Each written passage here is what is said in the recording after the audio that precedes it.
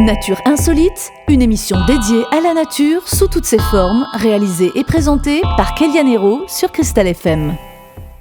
Bonjour à toutes et à tous, c'est Kéliane et bienvenue dans ce second épisode de notre saison 3 destinée au bonsaï. Ça fait plaisir de vous retrouver, alors aujourd'hui j'ai décidé de consacrer cet épisode aux différents types de bonsaï, alors tenez-vous prêts à explorer ce monde si minimaliste.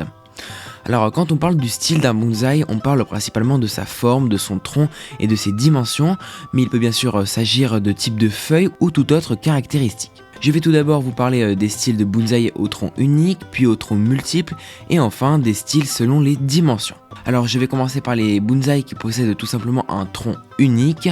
Tout d'abord on retrouve le style droit classique Shokan. C'est un style d'arbre droit et formel qui est déjà très populaire dans la nature.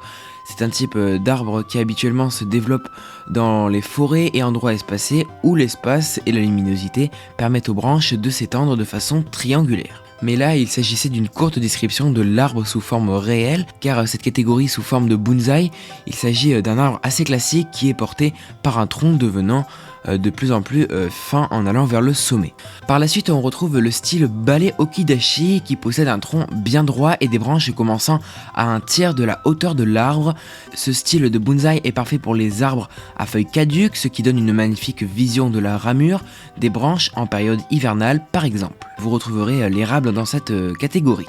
Bien sûr, je ne vais pas forcément citer tous les styles dans cet épisode, mais ceux les plus importants. Alors avant de passer au style avec un tronc multiple, je vais vous parler de mon style de bonsaï coup de cœur de cette catégorie. Alors il s'agit du style semi-cascade Han Kengai. Il s'agit d'un arbre constitué et formé de façon penchée. Alors pourquoi il se nomme semi-cascade ? Parce que tout simplement, le tronc ne descend jamais en dessous du niveau du pot, donc c'est pourquoi semi. En amont du bonsaï, on retrouve ce style sur certains arbres à taille réelle, par exemple sur les falaises et cascades. Maintenant, je vais passer aux différents styles de bonsaï à tronc multiple. Alors avant de débuter, qu'est-ce que c'est un tronc multiple ? Le tronc multiple s'applique sur certains arbres qui ont par exemple été taillés dès le plus jeune âge afin qu'ils forment plusieurs troncs à partir du sol. Vous l'aurez deviné, cela s'applique également à certains bonsaï. Alors voici quelques exemples. Tout d'abord, nous retrouvons le style double tronc Sokan. Il s'agit d'un style d'arbre assez fréquent en pleine nature, mais très peu utilisé dans les bonsaï, sauf exception. Il s'agit donc de deux troncs qui partagent le même système racinaire, alors cependant ils possèdent une taille tout à fait différente l'un de l'autre, donc un est plus épais que l'autre. Puis nous pouvons également retrouver le style tronc multiple Kabudashi. Il s'agit d'un style assez proche du précédent, donc le style double tronc Sokan, mais ce n'est pas tout à fait pareil. Ici nous retrouvons pas de tronc, mais plus de 3 formant qu'un seul arbre au final. Et pour finir, avant de passer aux différents styles selon les dimensions, nous retrouvons le style forêt iose UE. Comme vous l'aurez remarqué dans le titre, il y a le mot forêt. Alors en fait, il s'agit d'un seul pot pour plusieurs bonsaï avec un système racinaire tout à fait séparé des uns des autres. Les arbres ne sont pas forcément placés en ligne, ils sont positionnés en quinconce afin d'imiter au maximum le système des arbres en forêt. Maintenant, toute dernière séquence de l'épisode où je vais parler des différents styles de bonsaï selon les dimensions. Alors bien évidemment, je vais faire court, mais à savoir que c'est quand même un critère important dans le domaine. Alors tout d'abord, nous avons les bonsaï Shito. Nous les classons comme de mini bonsaï étant donné qu'ils mesurent moins de 7,5 cm.